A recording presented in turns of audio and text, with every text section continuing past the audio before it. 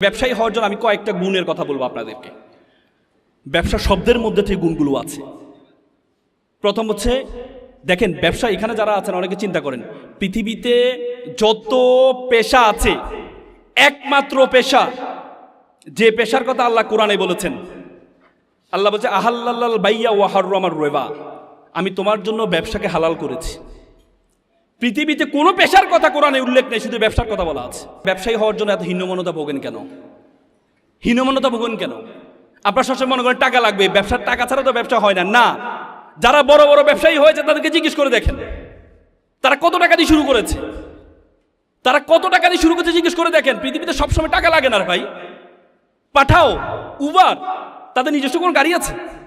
গাড়ি আছে, একটা গাড়ির মালিক তারা, কিন্তু লক্ষ লক্ষ গাড়ি। পৃথিবীর যে দেশে যাবেন উবার আপনার অ্যাক্টিভ। পৃথিবীর কোটি কোটি গাড়ি তারা ডিল করে কিসের মাধ্যমে? শুধুমাত্র একটা সফটওয়্যার কারণে। তার কি টাকা লাগছে? পাঠাও, ইলিয়াস, তারা যে এই করেছিল, তাদের নিজস্ব কোনো গাড়ি আছে? স্টুডেন্ট অবস্থায় তারা এই অ্যাপসটা তৈরি করেছিল। তার মানে শুধুমাত্র thinking is a very important. আমি কিছু আগে সিঙ্গাপুর গিয়েছি। সিঙ্গাপুর যখন মালয়েশিয়া থেকে তাদেরকে বের করে দেওয়া হয়, বলা হয়েছে সিঙ্গাপুরে একটা ফিশিং ভিলেজ বলা হতো।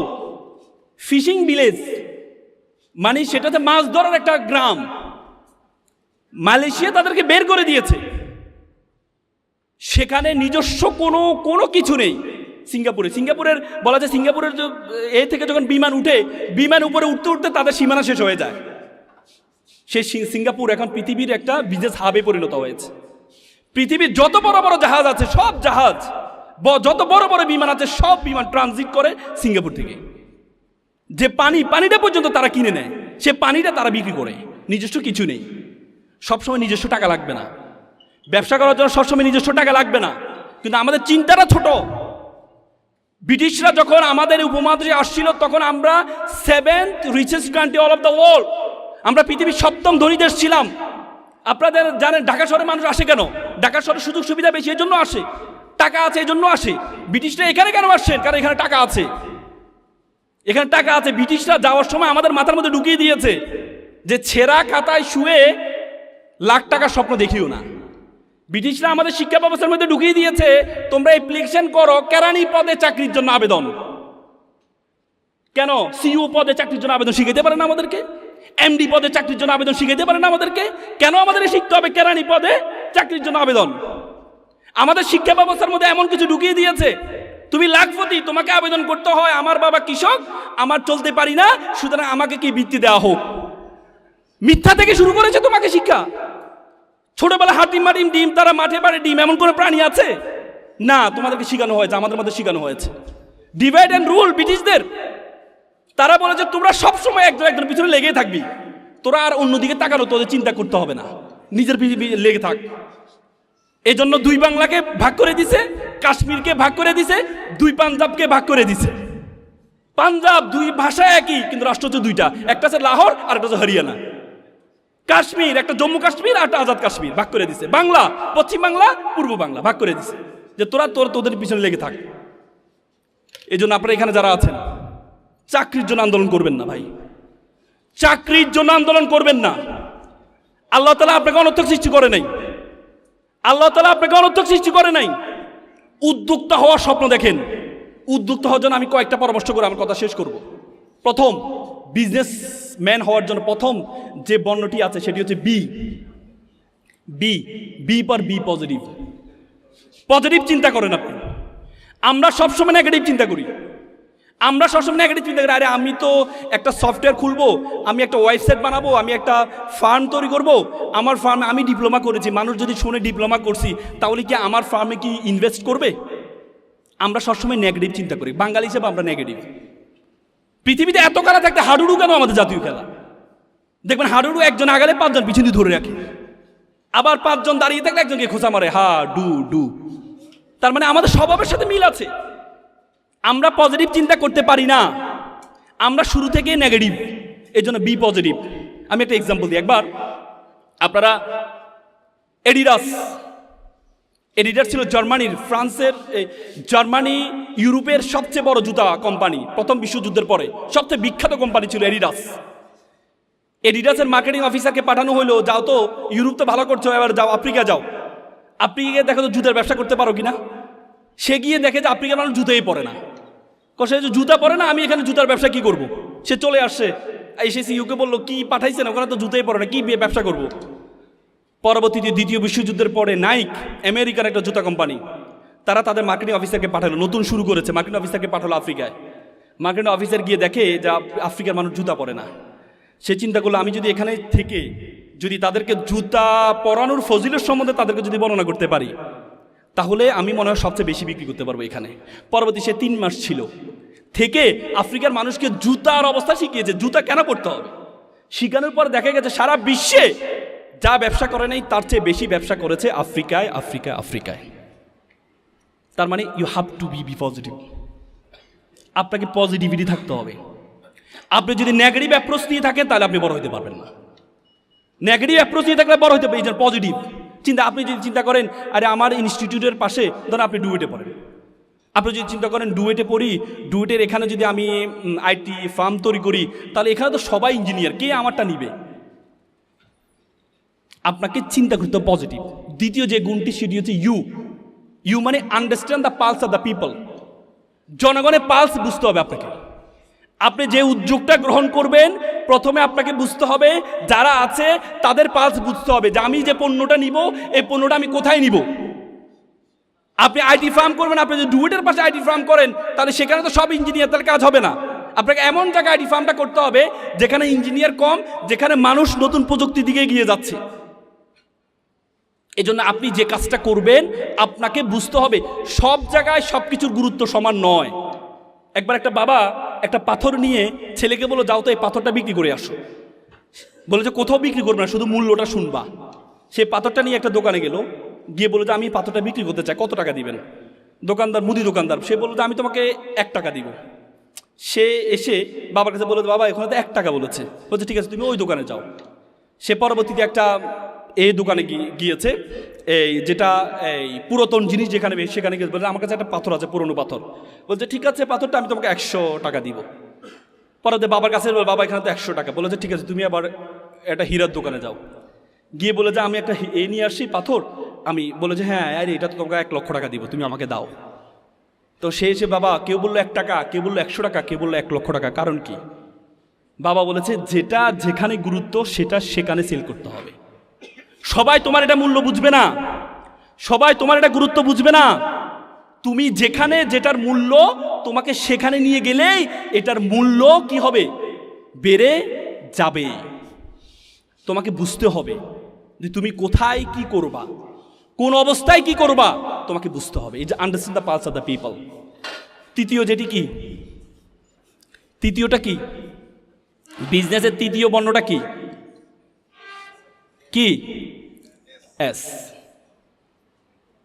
মানে স্টার্ট স্মল থিং বিগ। চিন্তা করতে হবে বড়, শুরু করতে হবে ছোট থেকে। আমাদের বাঙালির মধ্যে একটা স্বভাব হচ্ছে আমরা শুরুতে চিন্তা করি শেষ করলাম, এখন বড় একটা অফিস নিতে হবে, বড় একটা চেয়ার লাগবে, তাহলে তো বিয়ে শাদী করতে পারবো।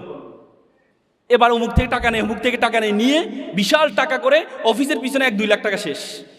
টাকা নিচে 3 লাখ টাকা, 2 লাখ টাকা অফিসের পিছনে শেষ। কি পণ্য কিনবে, কি বিক্রি করবে। পরে আবার ওই যার থেকে টাকা নিয়েছে সে খোঁচায় ভাই লাভ দাও, সে বলছে কি শুরু করলাম না, কি লাভ দিব। এবার হতাশ হয়ে যায়, এক পর্যায়ে এসে সে তার উদ্যোক্তার যে স্বপ্ন সে স্বপ্নটা বিলীন হয়ে যায়। এই জন্য শুরু করতে হবে ছোট থেকে। ওয়ারেন বাফেটের বইটা পড়ে দেখবেন। ওয়ারেন বাফেট বলেছেন আমি প্রথম যখন ব্যবসা শুরু করি তখন দেখেছিলাম কোকোকোলা বিক্রি হয়, কোক। তখন আমি কোকটা প্রত্যেকটা জায়গায় কোকটা নিয়ে মুভ করা শুরু করেছিলাম। অনেক বড় কাহিনী, অনেক বড়, আমি সেটি বললাম না আপনাকে। ছোট থেকে শুরু করতে হবে আপনাকে, ছোট থেকে শুরু করতে হবে, কিন্তু চিন্তা করতে হবে বড়। স্বপ্ন দেখতে হবে 3 বছর পর 4 বছর পর আমি ওই মৌজায় যেতে চাই। সেটি যদি আপনি চিন্তা করতে পারেন তাহলে আপনি বড় হতে পারবেন। এই জন্য বড় স্বপ্ন দেখতে হবে। তারপরে বর্ণটা কি, হ্যাঁ আই মানে ইন্ডাস্ট্রিয়াস, পরিশ্রমী হতে হবে। মনে রাখবেন পরিশ্রম তার পারিশ্রমিককে কখনো খালি হাতে ফেরায় না। পৃথিবীর একটা কমন শব্দ, যারা পরিশ্রম করবে সে কখনো ব্যর্থ হবে না, হবে না, হবে না। আপনি পরিশ্রম করতে হবে। আমি একটা এক্সাম্পল দিই। একবার একটা অঞ্চলে তারা চিন্তা করলো একটা মন্দির বানাবে। তো মন্দিরের জন্য কি লাগে, মূর্তি লাগে। তো মূর্তি বানাবে, মূর্তি বানাইতে হলে তো পাথর লাগবে। তারা চিন্তা করলো পাহাড়ে একটা পাথর আছে, সুন্দর সাদা পাথর, সবাই সেখানে বসে এই পাথরটাকে অ্যাপ্রোচ করে দেখি।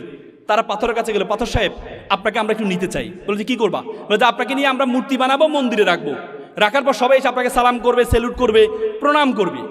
সে বলছে ভালো কাজ, কিন্তু কী করতে হবে? বলতে আপনাকে নিয়ে প্রথমে 6 মাস আমরা একটু কাটবো, ঘষবো, মাজবো, 10-12 জন মিলে আপনাকে কাটবে, ঘষবে। সে বলছে না না না, এই ব্যথা আমি সহ্য করতে পারবো না। এটা ছাড়া যদি কোনো রেডিমেড বিষয় থাকে, বলছে না আপনাকে এভাবে রাখলে তোকে সম্মান করবে না। বলছে না না, তাহলে এই কঠিন কাজ আমি করতে পারবো, কষ্ট করতে পারবো না। পরবর্তীতে এখানে আরেকটি কালো অবহেলিত পাথর ছিল। পাথর বলে স্যার আমাকে নিয়ে যান। বলে তোমাকে নিব? বলে স্যার আমাকে কাটেন, গছেন, মাজেন, কোনো সমস্যা নেই। তাই পরে কালো পাথরটাকে নিয়ে কেটে ঘষে মেজে মূর্তি বানিয়ে মন্দিরে রাখলো। সবাই এসে সালাম করে, প্রণাম করে, নারিকেলে পানি ঢালে। তখন মন্দির কর্তৃপক্ষ দেখলো বিশাল একটা লাইন নারিকেল নিয়ে দাঁড়িয়ে আছে, ভাঙ্গায় পানিটা ঢালবে। তখন চিন্তা করলো এই যদি পানিটা প্রত্যেকে যদি দেয়ালে নারিকেল ভাঙে তাহলে তো দেয়ালটা ভেঙে যাবে। তখন তারা চিন্তা করলো পাথরে ভাঙলে মনে হয় আমার দেয়ালটা বাঁচবে। তখন তারা ওই সাদা পাথরের কাছে গেলো, পাথর সাহেব আপনার একটা কাজ পেয়েছি। ও কি কাজ? বলছে আপনাকে কাটবে না, ঘষবে না, মাজবে না, শুধু এসে মানুষ নারিকেল ভাঙবে। ও ফাইন, এটা তো ভালো কাজ, থেকে আমাকে নিয়ে যাও। পরে গিয়ে মন্দিরের মুখে তাকে রাখলো, সবাই এসে নারিকেল ভাঙে আর পানিটা নিয়ে ওই যে কালো পাথর অবহেলিত পাথর তার গায়ে ঢালে। সবাই এসে জুতোর পিতি খুলে গেলে তার পাথরের উপর জুতা রাখে, তার পিতি লাগায়। সেগুলো ঘিরে বেটা, আমি ছিলাম সবচেয়ে সম্মানিত, সবাই আমাকে অ্যাপ্রোচ করতো, সালাম করতো, প্রণাম করতো, আর আজকে আমাকে সবাই আসতে যাতে লাথি মারে, জুতোর পিতি লাগায়, নারিকেল ভাঙে, আর পানিটা ওই যে কালো মূর্তি যার কোনো ভাবসাব ছিল না, যার কোনো সম্মান ছিল না, তার উপর ঢালে, তাকে প্রণাম করে। তখন কালো পাথর বলে দেখো তুমি আমাকে আজকে দেখতে পাচ্ছ সবাই আমাকে প্রণাম করছে, সালাম করছে, কিন্তু যখন আমাকে কাটা হয়েছিল, যখন আমাকে ঘষা হয়েছিল, যখন আমাকে মাজা হয়েছিল, তখন আমি সহ্য করেছি বলেই আজকে প্রত্যেকে এসে আমাকে সালাম করছে, প্রণাম করছে। আপনি ভাববেন আপনি এমনি মানুষ আপনাকে সালাম করবে, প্রণাম করবে? আমরা সবসময় একটা কথা বলি যে হাদিসে বলি যে আত্মাকদিরুল আইয়ারুদ্দু, তকদির কখনো পরিবর্তন হয় না। হাদিসের পরের অংশে ইল্লা বিদোয়া, দোয়া এবং দাওয়া করলে তোমার তকদির পরিবর্তন হয়। আরবিতে বলা আছে মান জাদ্দা ওয়াজাদা, মানুষ যেটি চাইবে সেটিই পাইবে। কোরআনে বলছে ওয়াল্লাইসাল ইনসানু ইল্লা মা সা, মানুষ ততটুকুই পাইবে যতটুকু সে চেষ্টা করবে। তুমি চেষ্টা করলে তোমার অবস্থা পরিবর্তন করতে পারো। একবার একটা প্লে বয়, ব্যাপক সুন্দর ছেলে, সবসময় মেয়েরা তার পিছনে ঘুরে। তো সে চিন্তা করলো মেয়েরা যদি পিছনে ঘুরে পড়াশোনা করে না, মেয়েদের পিছনে তার সময় শেষ। তখন বিয়ের শাদীর বয়স পার হয়ে যাচ্ছে, তখন চিন্তা করলো বিয়ে শাদী তো করা দরকার। তখন চিন্তা করলো বিয়ে শাদী করলে তো টাকা পয়সা লাগবে, টাকা পয়সা তো আর নেই, বউ চালাবো কীভাবে? তখন একজনের পরামর্শ দিয়ে তুমি এক কাজ করো, তুমি একটা চাকরিজীবী মেয়ে বিয়ে করো, তাহলে তার টাকা দিয়ে তুমি চলতে পারবা। সে তার ভালো বুদ্ধি। তখন সে তার বন্ধুকে বলে বন্ধু একটা মেয়ে দেখতে যাবো। বন্ধুরা তো ভাবছে সবসময় তার পিছনে সুন্দরী মেয়ে ঘুরে, বিয়ে করার সময় মনে হয় কোন বিশ্ব সুন্দরীকে সে বিয়ে করবে। গিয়ে দেখে যে মেয়েটা কালো। বন্ধু মেয়ে তো কালো। সে বলে যা বেটা, নদীর জল ঘোলা ভালো, জাতের মেয়ে কালো ভালো। একটু পরে দেখি মেয়েটা টেড়া। বন্ধু মেয়ে তো টেড়া। যা বেটা, এটা লক্ষ্মী টেড়া। মানে তার যতগুলো উইকনেস আছে, তার প্রত্যেকটা উইকনেস ইউনিকনেসে পরিণত হয়েছে শুধুমাত্র তার যোগ্যতার কারণে, শুধুমাত্র তার যোগ্যতার কারণে। এজন্য আপনি আপনার যোগ্যতাটা অর্জন করুন, আপনি আপনার যোগ্যতা অর্জন করুন, দেখবেন প্রত্যেকে এসে আপনাকে স্যালুট করবে, সম্মান করবে। তারপরে যে বর্ণটি আছে সেটা হচ্ছে E for ethics, is a very important. Mahatma Gandhi একটা চমৎকার কথা বলেছেন, দেয়ার আর 7 things উইচ ডেস্ট্রয় আস। 7টি জিনিস আমাদেরকে ধ্বংস করছে, তার মধ্যে একটি হচ্ছে business without character, business without ethics, education without character. আপনার বিজনেস যদি ইথিক্স না থাকে তাহলে এই ব্যবসার কোনো মূল্য থাকবে না, থাকবে না, থাকবে না। আজকে অনেক বড় ব্যবসায়ী আছে কিন্তু তাদের মধ্যে ইথিক্স নেই, মোরালিটি নেই। এই ব্যবসায়, এই বড় ব্যবসায়ী হওয়ার কোনো মূল্য নেই। আপনারা সবাই জুনায়েদ জামশেদের নাম শুনেছে? পাকিস্তানের শিল্পী ছিল জুনায়েদ জামশেদ, রক স্টার বলা হতো তাকে। সে জুনায়েদ জামশেদ যখন, সে কিন্তু ইঞ্জিনিয়ার ছিলেন, জানেন এটা, ইঞ্জিনিয়ার ছিলেন। তিনি চিন্তা করলেন ইসলামের যখন এই আসলো তখন চিন্তা করলো যে না, আমাকে গান গাওয়া যাবে না, গান ছেড়ে দিয়েছেন। ছেড়ে একটা ফার্ম দিয়েছেন, সিভিল ফার্ম, ইঞ্জিনিয়ারিং ফার্ম, তার বন্ধুকে নিয়ে। বলছে বন্ধু একটা ফার্ম দিব। সে একটা ফার্ম দিল। তখন এইটা দেওয়ার আগে তখন সে পাকিস্তানের একজন বিচারপতি ছিলেন এবং শরিয়া বোর্ডের চেয়ারম্যান, তিনি হচ্ছে আল্লামা তাকি ওসমানী, নাম শুনেছেন মনে হয়। আল্লামা তাকি উসমানীর কাছে গিয়েছেন যে আমি ব্যবসা শুরু করছি, আপনি আমাকে একটু পরামর্শ দেন। তিনি বলছেন তোমার ব্যবসা সফল হবে যদি 3টি জিনিস তুমি মেক শিওর করো। কয়টি জিনিস? 3টি জিনিস। একটি হচ্ছে তুমি কখনো তোমার সহপাঠী যাকে নিয়ে তুমি ব্যবসা শুরু করছে তার কখনো পরনিন্দা করবা না, তার পিছনে কখনো নিন্দা করবা না। তুমি যদি তার পিছনে নিন্দা করো তাহলে তুমি কখনো বড় হইতে পারবা না। তুমি যদি মনে করো সে কি কাজ করে, সে কোম্পানির চেয়ারম্যান কি কাজ করে, আমি এমডি, আমি সবচেয়ে বেশি কাজ করি, তাহলে তুমি বড় ব্যবসায়ী হতে পারবা না। দ্বিতীয়টি হচ্ছে তুমি নিজের জন্য যেটি পছন্দ করো তুমি তোমার সহপাঠীর জন্য সেম জিনিস তুমি পছন্দ করবা। নিজের জন্য যেটা পছন্দ করো, তুমি যদি মাম পানি পছন্দ করো, তোমার সহপাঠীর জন্য, তোমার যে কলিগ আছে, তোমার যে পার্টনার আছে, তার জন্য মাম দিয়ে পছন্দ করবা। তৃতীয় পরামর্শ হচ্ছে তুমি তোমার যে ব্যবসায় যে লাভবান হবা, যে প্রফিট তুমি গ্রহণ করবা, সেই প্রফিটের একটি অংশ আল্লাহর জন্য ডাইরেক্টরশিপ রাখবা। তোমার যদি ডিরেক্টর 2 জন হয় তাহলে 3য় নম্বর ডিরেক্টর হবে আল্লাহ তাআলা। তার মানে কি আল্লাহকে টাকা দিতে হবে না? আল্লাহ কি টাকা নিজে গ্রহণ করে না? গরিব দুঃখীর জন্য আল্লাহ বলছে উখরিজাতিল লিন্নাস, আমি তোমাকে মানুষের কল্যাণের জন্য সৃষ্টি করেছি। কুনতুম খায়রা উম্মাত উখরিজাতিল লিন্নাস, আমি তোমাকে মানুষের কল্যাণের জন্য সৃষ্টি করেছি। তুমি যদি কল্যাণটা নিশ্চিত করো, অন্যের জন্য খরচ করো, আল্লাহর জন্য খরচ করো, গরিবকে খাওয়াও, তোমার একটা রাখো, তাহলে তুমি কখনো ব্যবসায় ব্যর্থ হবে না। তার মানে এই 3টি জিনিস যদি তুমি মেক শিওর করতে পারো তাহলে তুমি কখনো কি হবে না? ব্যর্থ হবে না। আমি আর কথা বাড়াবো না, অনেক কথা বলার ছিল, প্রত্যেকটা বর্ণ নিয়ে কথা বলার ছিল, আমি শুধু বলে যাচ্ছি। এনতে হচ্ছে নেগেটিভ অ্যাপ্রোচ থাকা যাবে না, নেগেটিভ অ্যাপ্রোচ থাকা যাবে না। তারপর এস, লাস্টে 2টি এস আছে। একটা এস ফর সফট স্কিল, আপনাকে দক্ষতা অর্জন করতে হবে। আপনাকে এমন একটা দক্ষতা অর্জন করতে হবে যে দক্ষতারা 10 জন থেকে আপনাকে পার্থক্য করে দিবে, এমন একটি দক্ষতা আপনাকে অর্জন করতে হবে। আপনার সবারই 10 জন, আপনি এমন একটা দক্ষতা আপনার আছে যে 10 জনের তো দক্ষতাটা নেই, তাহলে আপনি বড় হতে পারবেন। Soft skill, communication skill, speaking skill, বলতে পৃথিবীতে যত স্কিল আছে, speaking is the most final skill all over the skill. যত স্কিল আছে তার চেয়ে সবচেয়ে বড় স্কিল হচ্ছে কি? Speaking skill. নতুন মানুষের সাথে পরিচয় হওয়া। যত বেশি মানুষের সাথে পরিচিত পারবেন, যত বেশি মানুষের সাথে পরিচয় হবেন, সুন্দর কথা অ্যাপ্রোচ জানবেন, আপনি তত বেশি ভালো করতে পারবেন। কম্পিউটার স্কিল, আপনার ইঞ্জিনিয়ার, এটা তো আপনাদের জানাই আছে। আইটি স্কিল, এআই স্কিল, যতই দক্ষতা আছে সব স্কিলগুলো আপনারা মেক শিওর করবেন। সর্বশেষ যে এসটি আছে সেটা হচ্ছে SWOT analysis. S for strength, W for weakness, O for opportunity, T for threat. এর 4টি অ্যানালাইসিস করবেন যে কোনো কাজ শুরু করার আগে, যে কোনো কাজ শুরু করার আগে। আমি সর্বশেষ হার্ভার্ড ইউনিভার্সিটির একটা গবেষণা হয়েছে, প্রায় 1500 জন নিয়ে তারা একটা গবেষণা করেছে। 1500 জনের মধ্যে 1300 জন তারা জিজ্ঞেস করেছে তুমি কি চাকরি করো টাকার জন্য নাকি ভালো লাগে এই জন্য করো। তার মধ্যে 1300 জন বলেছে আমি টাকার জন্য চাকরি করি, আর 200 জন বলেছে আমার ভালো লাগে এই জন্য কাজ করি। পরে দেখা গেছে 20 বছর পর সফলতার হার দেখেছে, তারা দেখেছে সবচেয়ে বেশি সফল হয়েছে যারা বলেছে আমি প্যাশনেট হয়ে কাজ করি, আমার ভালো লাগে এই জন্য কাজ করি, তাদের সফলতা পায় তাদের চেয়ে পায় 20 গুণ বেশি। এজন্য আপনি যে কাজটা করবেন প্যাশনেট হয়ে করবেন, ভালো লাগে। 3 ক্যাটাগরিজ মানুষ আছে আমাদের পৃথিবীতে, একটা হচ্ছে ট্যুরিস্ট, একটা হচ্ছে প্রিজনাল মেন্টালিটি, একটা হচ্ছে ট্যুরিস্ট মেন্টালিটি, আর একটা হচ্ছে প্যাশনেট মেন্টালিটি। প্রিজনাল মেন্টালিটি মানে যে কারাগারের মতো, মা বাবা বলছে ডিপ্লোমা করো, ডিপ্লোমা করছি, মা বাবা বলেছে বলেই করি।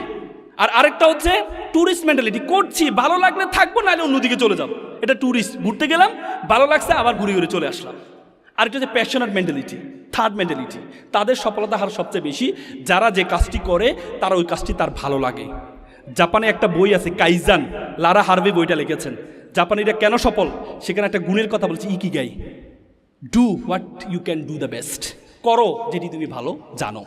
এজন্য আপনি যেটি ভালো জানবেন, সেটি যদি আপনার সার্টিফিকেটের এগেনস্টেও যায়, সে কাজটি আপনি করেন, দেখবেন আপনার সফলতা কেউ ঠেকাইতে পারবে না।